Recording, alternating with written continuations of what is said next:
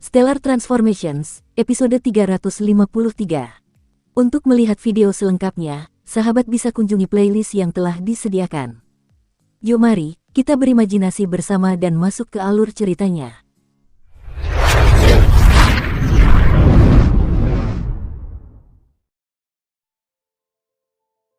Mendengar pengakuan Kim Yu, orang-orang di sekitarnya langsung berseru kagum.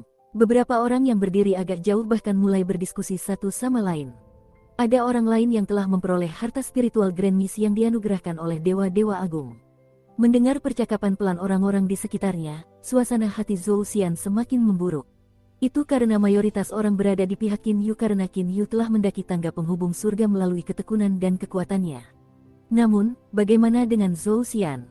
Dia mengandalkan hubungannya dengan dewa petir penghukum. Zhou Xian itu sedang berjalan ke sini, kata Duan Muyu kepada Kim Yu dengan suara rendah. Kim Yu menoleh. Zhou Xian sedang berjalan ke arah mereka. Kim Yu penasaran apa yang sedang direncanakan Zhou Xian. Setelah mendekati Kim Yu, Zhou Xian tersenyum. Sambil tersenyum cerah, dia berkata, "Saudara Kim Yu, sungguh selamat. Aku benar-benar tidak pernah membayangkan bahwa saudara Kim Yu mampu mencetak rekor yang belum pernah terjadi sebelumnya di alam ilahi, mencapai puncak tangga penghubung surga dan kemudian bertemu dengan Dewa Agung dan mendapatkan harta spiritual Grand Miss dari Dewa Agung. Karena itu, aku, Zhou Xian, mengagumi saudara Kim Yu dari lubuk hatiku." Kim Yu sedikit terkejut. Tak lama kemudian, dia mengangguk dan tersenyum. Mengapa Zhou Xian itu datang untuk memuji saya? Kim Yu bingung. Kim Yu tidak percaya bahwa Zhou Xian ini akan setulus ini, dan dia juga tidak percaya bahwa Zhou Xian mengaguminya. Zhou Xian melanjutkan, "Saudara Kim Yu, kau telah mendapatkan hadiah yang diberikan oleh dewa tertinggi yang tak terbatas. Apakah kau berencana untuk tinggal di sini atau berencana untuk kembali?" Kim Yu tiba-tiba mengerti sekarang. Tujuan kedatangan Zhou Xian ini adalah untuk itu. Jelas, Zhou Xian ini sudah tahu bahwa Dewa Bulu Melayang berada di sebuah pulau di sekitarnya. Zhou Xian berharap Kim Yu segera pergi dari sini. Kim Yu menunjukkan ekspresi terkejut. Kemudian dia menatap Duan Muyu dan mereka. "Saudara Duanmu, saudara Kuyin, saudara Sentu, tadi ketika saya bertemu dengan Yang Mulia Surgawi yang tak terikat, Yang Mulia Surgawi menyampaikan sesuatu kepada saya." "Ada apa?" Kuyin Ho, Duan Muyu, Sentu Fan, dan orang-orang lainnya semuanya menatap Kim Yu. Hal-hal yang dikatakan oleh Sang Dewa Agung, siapa yang tidak ingin mengetahuinya? Dewa Agung Tanpa Batasan memberitahuku bahwa kali ini, selain Dewa Agung Tanpa Batasan dan Dewa Agung Penghukum Petir yang berada di sekitarnya, bahkan Dewa Agung Bulu Melayang pun berada di salah satu dari 3.000 lebih pulau yang mengelilingi Istana Laut Gunung. Seketika itu juga, mata orang-orang di sekitarnya berbinar-binar. "Semuanya, jika kalian cukup beruntung bertemu dengan Dewa Bulu Melayang yang agung, maka itu akan menjadi keberuntungan besar." Kim Yu tersentak dan berkata. Kemudian dia menatap Zhou Xian dan berkata dengan niat baik, "Saudara Zhou Xian, sebaiknya kau jangan terburu-buru kembali dan menyia-nyiakan kesempatan ini. Mungkin kau bisa bertemu dengan Dewa Bulu Melayang yang agung." Otot mata Zhou Xian sedikit bergetar. Namun, dia tetap tersenyum. Terima kasih kepada kakak Kim Yu karena telah memberitahuku ini." Zhou Xian mengumpat dalam hati, "Kim Yu, meskipun kau telah memperoleh informasi ini dari dewa tertinggi yang tak terkekang, tidak perlu bagimu untuk memberitahu semua orang tentang hal itu. Itu karena para peserta pencarian calon suami semuanya berkumpul di Pulau Levitasi. Tak satu pun dari mereka yang repot-repot berjalan-jalan ke lebih dari 3.000 pulau di sekitarnya. Namun, setelah mendapatkan informasi ini, kemungkinan besar sebagian besar orang akan pergi ke lebih dari 3.000 pulau lainnya untuk mencari Dewa Bulu Melayang." Pada awalnya, Zhou Xian berencana untuk menunggu 1 atau 2 tahun sebelum berpura-pura bosan dan kemudian pergi berjalan-jalan ke pulau-pulau lain. "Kau tak perlu berterima kasih padaku. Ini adalah hal yang seharusnya diketahui semua orang," kata Kim Yu sambil tersenyum. "Terima kasih, saudara Kim Yu," kata Duan Muyu dengan hikmat. Orang-orang lain semuanya tahu betapa berharganya informasi ini. Karena Kim Yu bisa memberitahu mereka rahasia ini, mereka semua berterima kasih padanya. "Saudara Duanmu, kalian semua jangan terlalu berharap. Seperti apakah sosok Dewa Bulu Melayang itu? Jika dia ingin bertemu kalian, tentu kalian bisa bertemu dengannya. Jika dia tidak ingin bertemu kalian, maka meskipun kalian mencari di seluruh 3.000 lebih pulau, kemungkinan besar kalian tetap tidak akan bisa bertemu dengannya," kata Kim Yu. Kuyin Ho berbicara dan berkata, "Kim Yu, kami tentu tahu tentang ini. Namun, setidaknya, berkat kau yang memberitahu kami hal ini, kini kami memiliki secercah harapan di hati kami." Pada saat itu, dua sosok langsung terbang melintasi langit. Kim Yu langsung tahu hanya dengan sekali pandang bahwa kedua orang itu pasti pergi mencari dewa bulu melayang. Sepertinya ada orang-orang yang mulai merasa cemas, kata Duan Muyu sambil tersenyum. Begitu dua orang sudah berangkat, seketika itu juga, lebih banyak orang tak dapat menahan diri lagi. Satu persatu, mereka melayang ke langit dan terbang menjauh dari pulau levitasi. Zhou Xian pun tak dapat menahan diri. Ia sedikit mengangguk kepada Kim Yu dan yang lainnya, lalu ikut melayang ke langit dan terbang pergi. Saudara Kim Yu, haruskah kita juga berangkat? Tanya Ku Yin Ho. Tentu. Kim Yu, Duan Muyu, Ku Yin Ho, dan Sentu Fan melayang ke langit. Mereka memulai perjalanan mencari dewa bulu melayang yang agung di lebih dari 3.000 pulau di sekitar Istana Laut Gunung. Waktu berlalu. Awalnya, mereka berempat bersama. Kemudian, mereka juga berpisah. Lebih dari 3.000 pulau. Masing-masing pulau meliputi area yang cukup luas. Untuk menjelajahi sebuah pulau secara menyeluruh membutuhkan waktu yang lama. Dalam sekejap mata, 3 tahun telah berlalu. Dalam kurun waktu 3 tahun, 18 kandidat pencarian mempelai pria telah menjelajahi lebih dari 3.000 pulau berkali-kali. Namun, tak seorang pun berhasil menemukan makhluk surgawi berbulu melayang. Atau mungkin, seseorang mungkin telah menemukan Exalted Celestial bulu melayang tetapi tidak mempublikasikannya. Suara gemericik air sungai. Kim Yu berjalan dengan tenang di tepi sungai. Dia memandang hamparan bunga yang indah di tepi sungai dan merasakan kebahagiaan yang meluap di hatinya. Jika dewa bulu melayang tidak ingin bertemu denganku, maka sekeras apapun aku berusaha, aku tetap tidak akan bisa bertemu dengannya. Kim Yu menghela napas. Melihat hamparan padang rumput hijau di hadapannya, Kim Yu berjalan ke sana lalu dengan santai berbaring. Kim Yu tidak merasa cemas karena ia telah memperoleh harta spiritual Grand Mist. Aku hanya tidak tahu apakah labu mata air giok milikku, atau tongkat hitam Zhou Xian, yang lebih baik. Kim Yu tidak memiliki kepastian di dalam hatinya. Kim Yu mengingatnya dengan jelas, bahwa Yang Mulia tak terkekang sebelumnya telah mengatakan bahwa Yang Mulia bulu melayang tidaklah miskin seperti dirinya dan Yang Mulia hukuman petir. Saudara Kim Yu, sungguh suatu kebetulan. Mendengar suara itu, Kim Yu segera duduk dan menoleh ke arah suara tersebut. Itu adalah Duan Muyu. Saudara Duanmu, apakah kau berhasil bertemu dengan Dewa Agung Bulu Melayang? Duan Muyu berjalan ke sisi Kim Yu dan ikut duduk. Haha, Dewa Bulu Melayang bukanlah seseorang yang bisa kau temui hanya karena kau menginginkannya. Kim Yu segera mengerti bahwa Duan Muyu juga belum bertemu dengan Dewa Bulu Melayang. Duan Muyu masih tersenyum tipis. Bisa bertemu dengan Dewa Bulu Melayang adalah sebuah berkah. Adapun tidak bertemu dengannya, itu adalah hal yang sangat biasa. Ayo, kakak Kim Yu, kita minum-minum. Bagaimana menurutmu? Dengan lambaian tangannya, kendi dan cangkir anggur muncul di padang rumput. Kim Yu langsung merasa ingin minum. Mereka berdua mulai mengobrol dan minum bersama di padang rumput ini. Bagi para ahli alam ilahi, waktu sama sekali tidak berarti. Kim Yu dan Duan Muyu minum bersama selama lebih dari 6 hari tanpa henti. Setelah minum selama lebih dari 6 hari berturut-turut, keduanya agak mabuk bahkan saat berbicara. Saudara Duanmu, ada satu hal yang selalu ingin kutanyakan padamu. Namun, ini sesuatu yang sulit untuk ditanyakan. Mata Kim Yu sedikit berkaca-kaca. Apapun itu, silakan bertanya. Pada saat ini, Duan Muyu menunjukkan keberanian yang sangat jarang terlihat. Mengingat hal ini, pikiran Kim Yu menjadi sedikit lebih tenang. Saudara Duanmu, aku pernah mendengar tentang cintamu yang luar biasa itu. Aku ingin bertanya, cinta istimewa apa? Omong kosong. Duan Muyu mengerutkan kening. Dia malah langsung mengumpat. Seolah menyadari bahwa kondisi pikirannya agak kacau, Duan Muyu tersenyum kepada Kim Yu. Saudara Kim Yu, maaf. Namun, sebagian besar orang dari alam ilahi menganggap itu sebagai semacam cinta yang luar biasa. Akan tetapi, itu hanyalah hal yang menggelikan. Itu hanyalah kisah cinta yang sangat biasa. Wanita yang kusukai itu, dia sangat biasa, sangat sederhana. Aku, di sisi lain, sangat mulia. Namun, akhirnya wanita itu meninggalkanku. Sesederhana itu, Duan Muyu tersenyum pahit. Kemudian dia meraih kendi anggur dan mulai meminumnya tanpa ampun. Kim Yu tidak mengatakan apapun. Kim Yu dapat menyimpulkan bahwa masalahnya jelas tidak sesederhana yang dikatakan Duan Muyu. Terkadang, aku mengutuknya. Namun, terkadang, aku juga mengutuk diriku sendiri, dan sekarang kalau kupikirkan lagi, cinta. Haha, apakah itu benar-benar cinta? Itu hanyalah ketertarikan timbal balik antara seorang pria dan seorang wanita. Duan Muyu berbicara dengan nada yang sedikit mendominasi.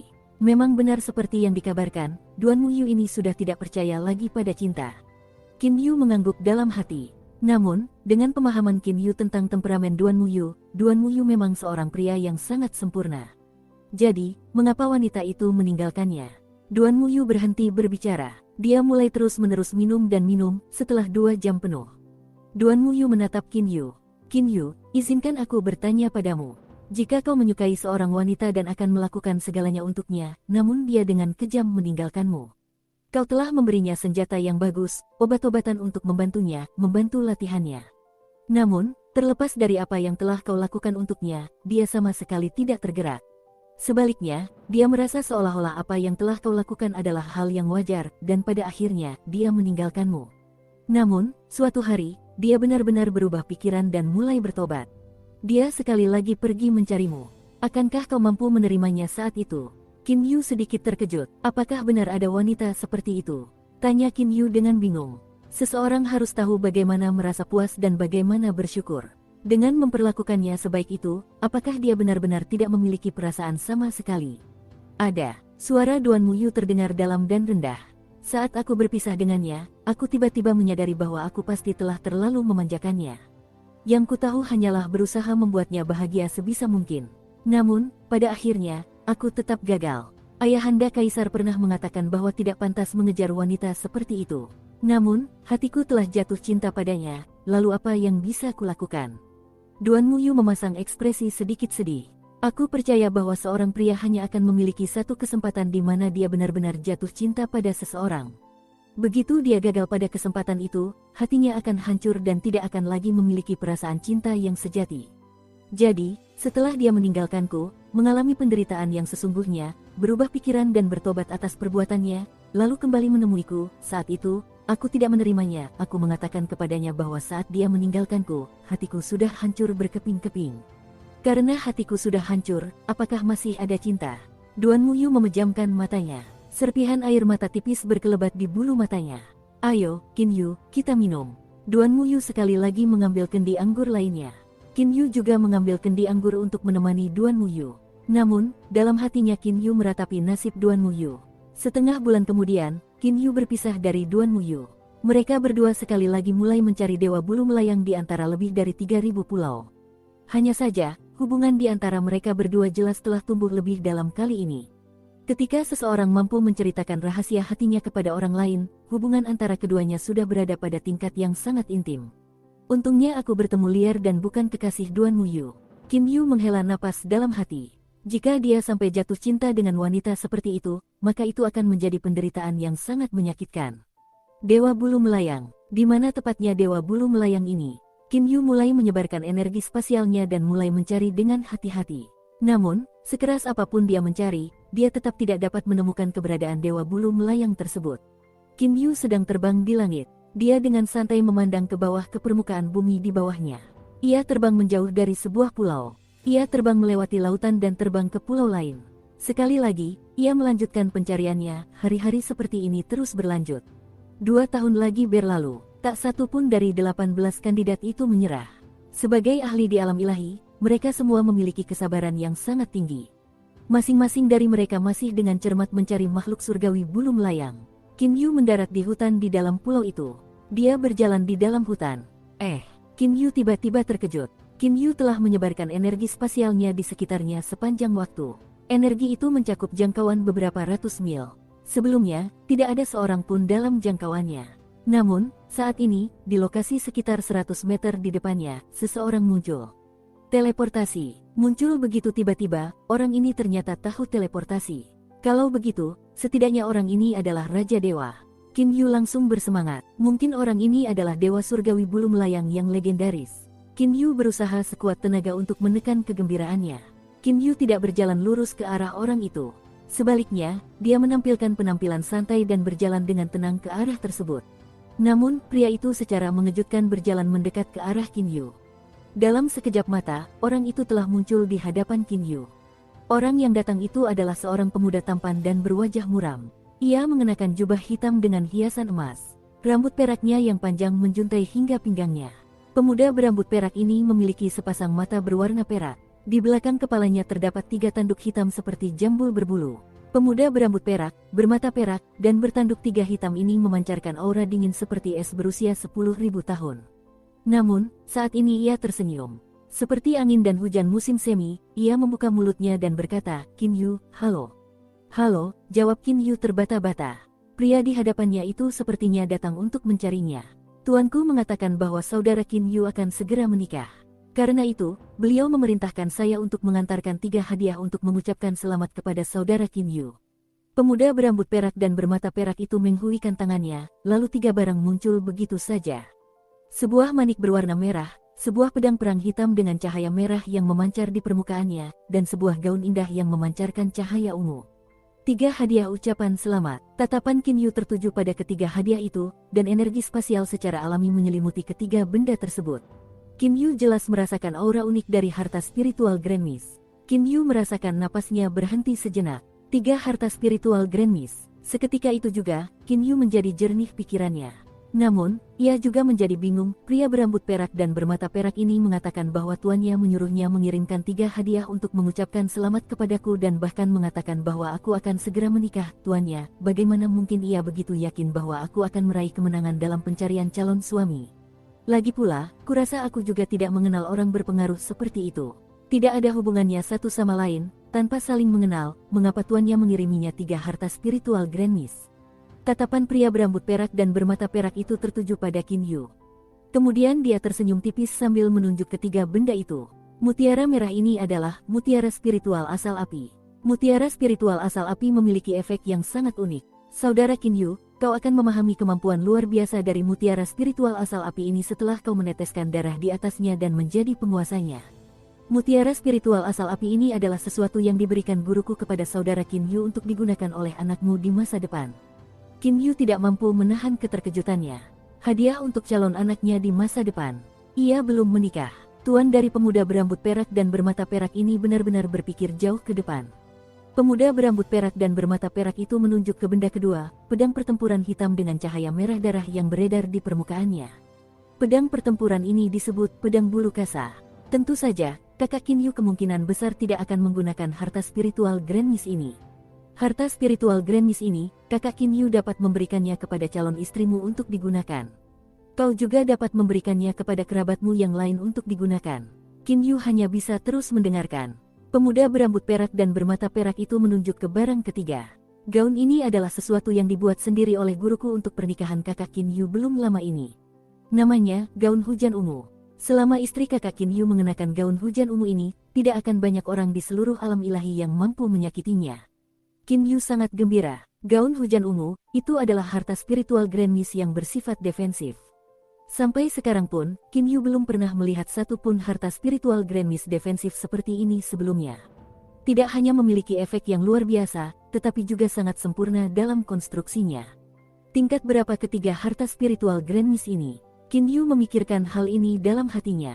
Tanpa menumpahkan darah pada mereka untuk menjadi tuan mereka, sangat sulit untuk menentukan tingkatan ketiga harta spiritual agung itu hanya dari penampilan luarnya. Qin Yu menarik napas dan menenangkan pikirannya yang bergejolak. Saat ini, ada pertanyaan yang sangat penting. Siapa sebenarnya yang mengirimkan hadiah-hadiah ini kepadanya? Bagaimana mungkin dia tidak memastikan siapa yang mengirimkan hadiah-hadiah itu kepadanya dan langsung membuka tangannya serta menerimanya begitu saja? Bolehkah saya tahu siapa tuanmu? Qin Yu menatap pemuda berambut perak dan bermata perak itu.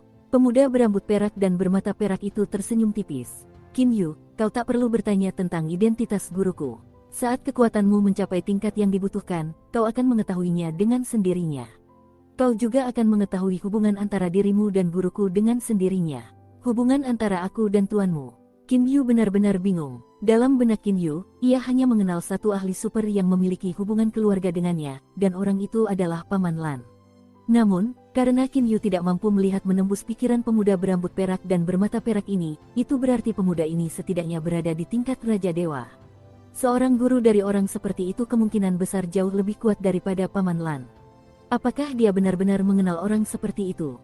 Misiku telah selesai, selamat tinggal. Pemuda berambut perak dan bermata perak itu sedikit membungkuk lalu menghilang begitu saja. Hanya 3 benda yang melayang di udara yang tersisa. Dia langsung pergi setelah itu. Qin Yu tidak tahu harus tertawa atau menangis. Dia tidak meninggalkan namanya. Dia bahkan tidak meninggalkan informasi apapun. Dia hanya meninggalkan 3 harta spiritual Grand Mist dan pergi. Melihat 3 harta spiritual Grand Mist melayang di hadapannya, Qin Yu tersenyum dan menghela napas. Aku juga tidak bisa membiarkan ini begitu saja di sini. Dengan lambaian tangannya, ketiga harta spiritual Grand Mist muncul di hadapan Qin Yu. Tingkat apa kira-kira ketiga harta spiritual agung ini? Qin Yu sangat ingin tahu. Seketika, 3 tetes darah terbang ke 3 benda itu dan langsung menyatu ke dalamnya. Sumpah darah yang mengikat, ini adalah metode pemurnian paling awal. Setelah melakukan ini, setidaknya Qin Yu akan memperoleh pengetahuan tentang 3 harta spiritual agung. Namun, setelah ia memperoleh pengetahuan tentang 3 harta spiritual Grand Mist, Qin Yu tampak seperti disambar petir. Dengan bodohnya, ia berdiri di sana. Ini, di seluruh alam ilahi, 8 kaisar bijak agung memiliki harta spiritual Grand Mist warisan. Harta spiritual Grand Mist dari 8 kaisar bijak agung adalah harta spiritual Grand Mist kelas 1. Adapun para ahli tingkat Raja Dewa lainnya, sebagian besar dari mereka menggunakan harta spiritual Grand Mist kelas 2 untuk senjata mereka. Hanya 2 atau 3 dari mereka, seperti Raja Dewa Asura, yang berhasil mendapatkan harta spiritual Grand Mist kelas 1 yang dibuat oleh Dewa Pengrajin Cheu Yuan. Namun sekarang, Qin Yu merasa jantungnya berdetak kencang. Rasanya seperti ranjau darat meledak di dekat telinganya. Pada saat ini, Qin Yu merasa pikirannya bergemuruh hebat. Kecepatan berpikirnya perlahan mencapai puncaknya. Harta karun spiritual Grand Mist kelas 1, ketiganya benar-benar harta karun spiritual Grand Mist kelas 1. Qin Yu menelan ludah, ekspresi wajahnya juga menjadi kaku. Baru setelah sekian lama Qin Yu perlahan kembali normal. Huf, Qin Yu terengah-engah dengan suara rendah. Dia menatap tajam ketiga harta spiritual agung di hadapannya. Sebenarnya, ketiganya adalah harta spiritual Grand Mist kelas 1. Qin Yu merasa telapak tangannya panas. Dahinya bahkan berkeringat. Ini benar-benar terlalu mengejutkan. Seandainya itu 3 harta spiritual Grand Mist kelas 2, Qin Yu pasti sudah sangat gembira.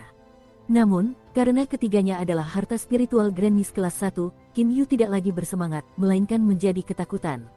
Di seluruh alam ilahi, jumlah harta spiritual Grand Mist tingkat pertama hanya sekitar 10 jika digabungkan.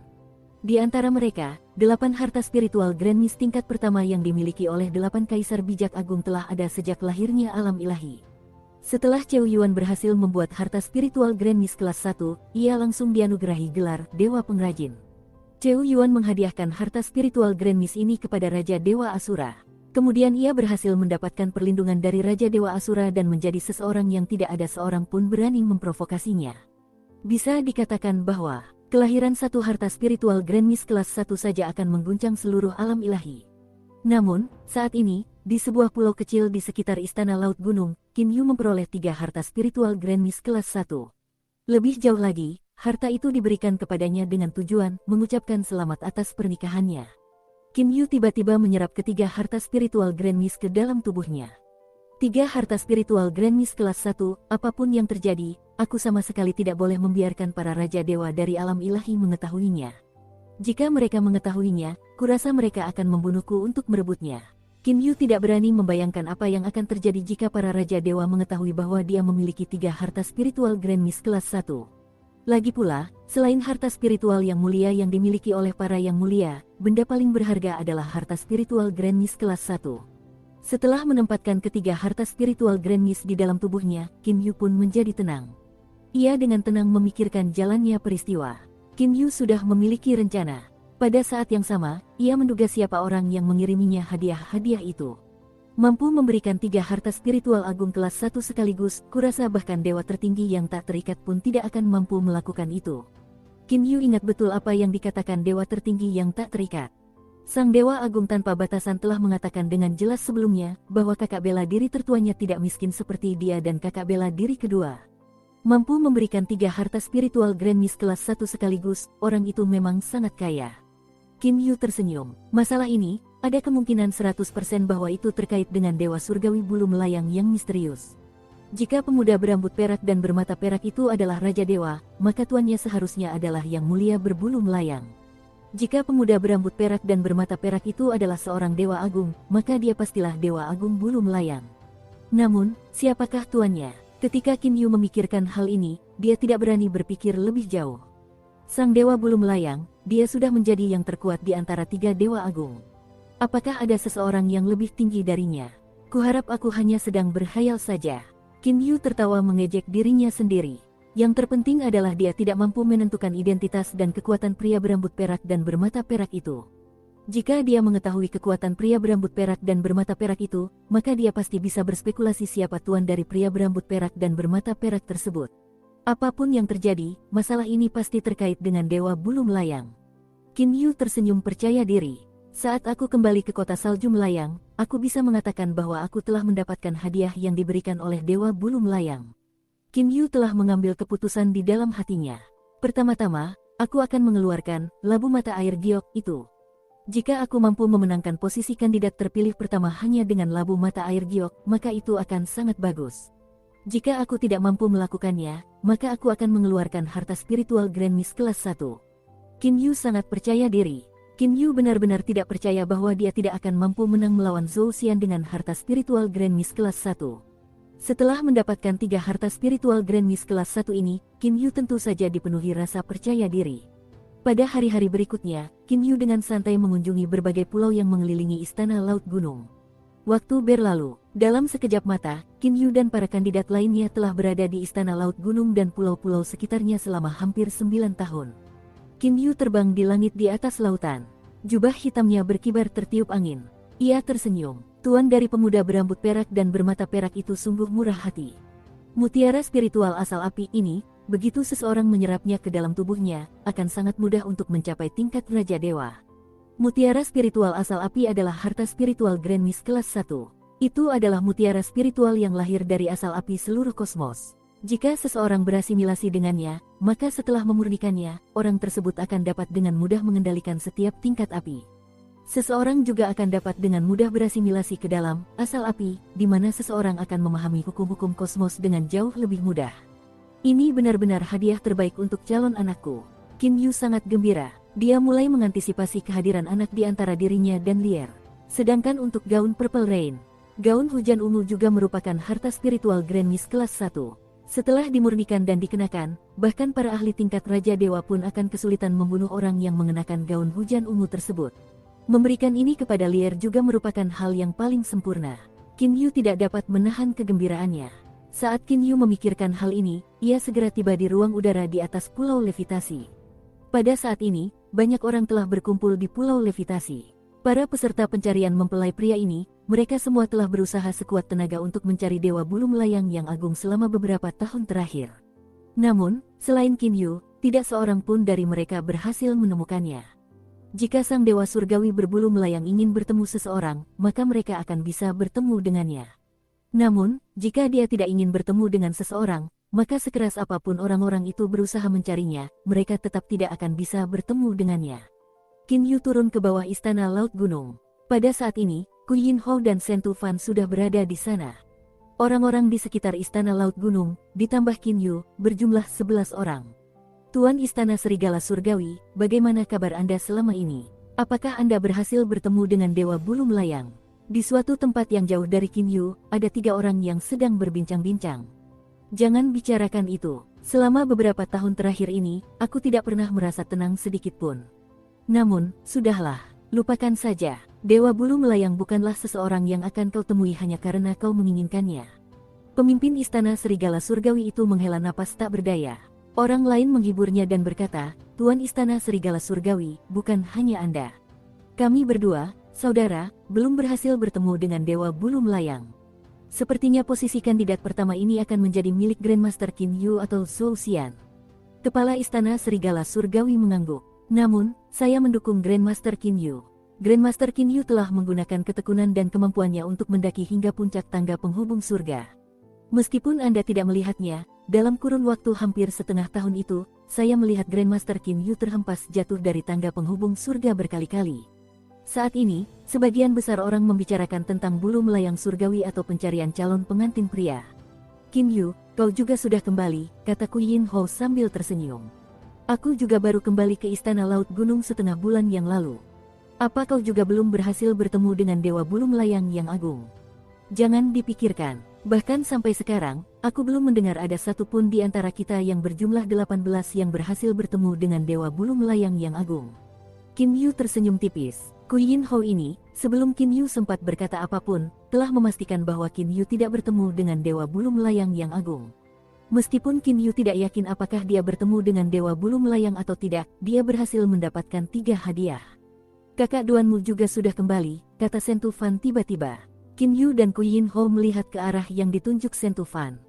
Duanmu Yu saat ini sedang terbang di atas sana. Setelah melihat Qin Yu dan mereka, dia langsung terbang ke arah mereka. Saat Duanmu Yu mendarat, Ku Yin Ho adalah orang pertama yang bertanya. Saudara Duanmu, apakah kau berhasil bertemu dengan Dewa Agung Bulu Melayang? Duanmu Yu tersenyum tipis sambil menggelengkan kepalanya. Aku tidak, bagaimana dengan kalian? Duanmu Yu menatap Qin Yu dan yang lainnya. Ku Yin Ho dan Sentufan menggelengkan kepala. Adapun Qin Yu, dia hanya tersenyum. Qin Yu merasa sulit untuk mengatakannya seperti itu, lagi pula, dia tidak yakin tentang identitas pemuda berambut perak dan bermata perak itu. Melihat Qin Yu tersenyum, Duanmu Yu berpikir bahwa Qin Yu juga belum pernah bertemu dengan Dewa Agung Bulu Melayang. Semuanya, kurasa tidak ada gunanya kita tetap di sini. Lagi pula, batas waktu 10 tahun yang diberikan Kaisar Bijak Utara tertinggi juga sudah hampir tiba. Bagaimana kalau kita kembali sekarang? Duanmu Yu menatap semua orang dan memberi saran. Qin Yu, Ku Yin Ho, dan Sentufan saling berpandangan. Kemudian mereka semua mengangguk untuk menunjukkan persetujuan mereka. Segera setelah itu, Qin Yu, Ku Yin Ho, Sentufan, dan Duanmu Yu terbang meninggalkan Pulau Levitasi. Mereka kemudian terbang menuju negeri alam ilahi.